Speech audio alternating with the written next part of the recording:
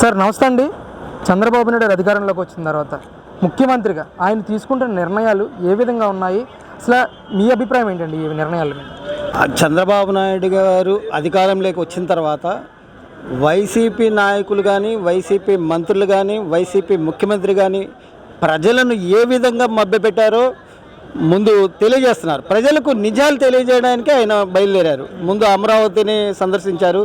అమరావతిని ఏ విధంగా సర్వనాశనం చేశారో సందర్శించారు. ప్రజలకు నిజాలు తెలియాలి, ఇప్పటికైనా వాళ్ళ మబ్బులోంచి బయటపడాలి 5 కోట్ల మందిని ఆ ఉద్దేశంతో. కానీ ఆయనకు నరనరాన కక్ష సాధింపు చర్యలని మీరు వైసీపీ నాయకులు కానీ, వైసీపీ కార్యకర్తలు కానీ ఎవ్వరూ భావించకూడదు. ఇది కక్ష సాధింపు చర్య కాదు. ప్రజల గురించి, ప్రజా సమస్యల గురించి బయటికి తెలియడానికే ఆయన ప్రవర్తిస్తున్నారు. సోమవారం పోలవరం అన్నారు, కంపల్సరీ పోలవరం వెళ్తున్నారు. నిజంగా మీరు చేసి ఉంటే 2,60,000 కోట్లు, 2,70,000 కోట్లు పెట్టారు.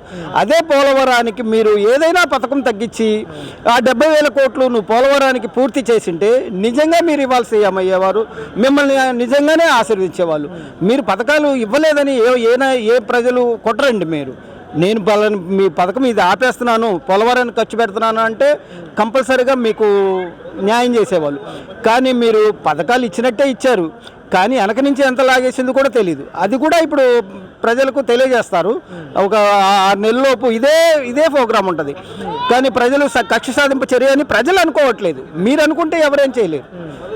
అంటే సార్ ముఖ్యంగా పోలవరం మీద ఒక శ్వేతపత్రాన్ని కూడా రిలీజ్ చేశారు చంద్రబాబు నాయుడు గారు. అసలు దీన్ని చూస్తూ ఉన్నప్పుడు గత 5 సంవత్సరాల్లో 3.84% మాత్రమే వైసీపీ వాళ్ళు ఈ పోలవరం ప్రాజెక్టు నిర్మాణాన్ని ముందుకు తీసుకెళ్లారని చెప్తా ఉన్నారు. అసలు ఏ విధంగా అనిపిస్తుంది? 5 సంవత్సరాల పాలన చేసి గతంలో 72% పూర్తయిన పోలవరం ప్రాజెక్టుని కేవలం 3% మాత్రమే పూర్తి చేయడం ఎలా చూడొచ్చు అంటారు సార్? జగన్మోహన్ రెడ్డి గారు కానీ, మా మంత్రులకు కానీ, వైసీపీ పార్టీకే చెప్తున్నామండి, 151 సీటు మీరు గెలిచి అత్యద్భుతంగా ప్రజలు మిమ్మల్ని ఆశీర్వదిస్తే రివర్స్ టెండరింగ్ అంటే నాకు 50 సంవత్సరాలు రివర్స్ ఎన్నో ప్రభుత్వాలు చేశాను నేను. ఉమ్మడి ప్రభుత్వంలో కానీ ఎన్నో ప్రభుత్వాలు చూసా. ఏ ప్రభుత్వం అయినా రివర్స్ ట్రేడింగ్ అనే ప్రోగ్రామ్ తీసుకొచ్చారా? వాళ్ళు తిన్నారు, వీళ్ళు తిన్నారనే. ఇప్పుడు ఏ ప్రభుత్వం ఉన్నా కాంట్రాక్టర్ రావడం సహజం. ఏ ప్రభుత్వాలైనా కాంట్రాక్టులకు ఇవ్వాలి. అంతేకాని కాంట్రాక్టుల మీద, ప్రభుత్వాల మీద కక్ష పెట్టడం ఎందుకండి? ఇప్పుడు నీ ప్రభుత్వంలో కాంట్రాక్టర్ వస్తారు. ఇప్పుడు వచ్చిన ప్రభుత్వం నీ ప్రభుత్వంలో కాంట్రాక్ట్ ఇచ్చని వాళ్ళు రివర్స్ ట్రేడింగ్ చేస్తే ఇంకా అభివృద్ధి ఏమవుతుంది? అభివృద్ధిని అసలు మీరు చేతులారా మీ ఓటమి మీరే కొని తెచ్చుకున్నారు. మీ వైఫల్యాలు విశ్లేషించుకోండి. 1825 వైఫల్యాలు ఉన్నాయి. ఉదాహరణకు 2 ముక్కలు చెప్పమంటే చెప్తాను. మొదటి వైఫల్యం ప్రజావేదిక కోల్చడం. రెండో వైఫల్యాలు రోడ్లు ఇవాళ తవ్వితే 6 నెలల వరకు కూడా అయ్యారు. ఉదాహరణకి నేను విజయవాడ వాసవిని, పశ్చిమ నియోజకవర్గం వాసవిని, నెహ్రూ బొమ్మ సెంటర్ నుండి చిట్టినగర్ వరకు సిమెంట్ రోడ్డు 3 సంవత్సరాలు పడుతుందా? 2 సంవత్సరాల వరకు ఆ ఏరియాలో ఆర్టీసీ బస్సు తిరగలేదండి. మా పిల్లలు కాలేజీకి వెళ్ళడానికి, స్కూల్కి వెళ్ళడానికి మేము కొన్ని వేల రూపాయలు, కొన్ని లక్షల రూపాయలు నష్టపోయి ఉన్నాం. ఇవాళ లబ్ధి పొందాము. మాకు ఓటేయమంటే ఏ విధంగా ఓటేస్తారు? మెయిన్ రోడ్లు ఒకటి. మందు బాబులకి మీరు 200 రూపాయలు నోటు తీసుకొని పిచ్చి మంది ఇచ్చారు. పిచ్చి వాళ్ళు అయిపోయారు. నాణ్యమైన మద్యం కాదు, నాణ్యమైన మద్యం ఇచ్చి మీకేమైనా ఇచ్చే ఎట్లా? మీరు పిచ్చి మంది ఇచ్చారు. మందు బాబులు అంత డబ్బు కష్టపడి మందు బాబులు మానిపించాలంటే మహాత్మా గాంధీ వారి వల్లే కాదు, మీ వల్ల ఏమవుతుంది? మీరు మబ్బులో పెట్టారు. 200 రూపాయలతో పథకాలకి సమకూర్చుకున్నారు. మీరు 1000 కోట్లు అక్రమంగా సమకూర్చుకున్నారు. అది కూడా మందు బాబులు గుర్తించారు. మందు బాబులు కూడా మీకు ఓటు వేయరు.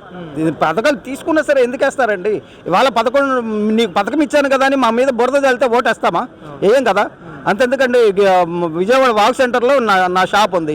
ఆ రోడ్డు తవ్వేటప్పుడు నా షాప్లో బురద మట్టి పోశారు. 2 రోజులైంది నేను కడుక్కోవడానికి. మరి నేను నీకు మళ్ళీ ఓటు వేయాలా?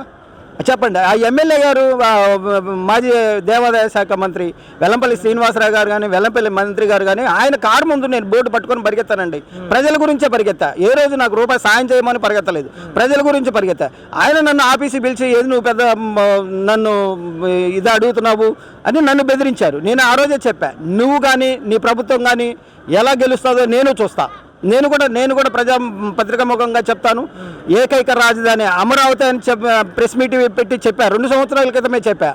ఈ రాష్ట్రానికి 3 రాజులు ముడిపడు అని కూడా చెప్పా. నేను కూడా ప్రెస్ మీట్లు పెట్టి చెప్పా. ఇది ఒకటి వల్ల మీ ప్రభుత్వం వల్ల కక్ష కాదు, మీ ఓటమిని మీరే కొని తెచ్చుకున్నారు. మీరు అహంకారులు, నేను అనే అహంకారులు, నా అనే నియంతలు. మరి ఈ రాష్ట్రానికి కానీ, ఈ దేశానికి కానీ, ఈ ప్రపంచానికి కానీ నియంత్రణను గెలిపించిన మీరేమైనా చూసారా? గెలిపించరు. ప్రజల మనసు మీరు పోగొట్టుకున్నారు, ప్రజాభిమానాన్ని పోగొట్టుకున్నారు.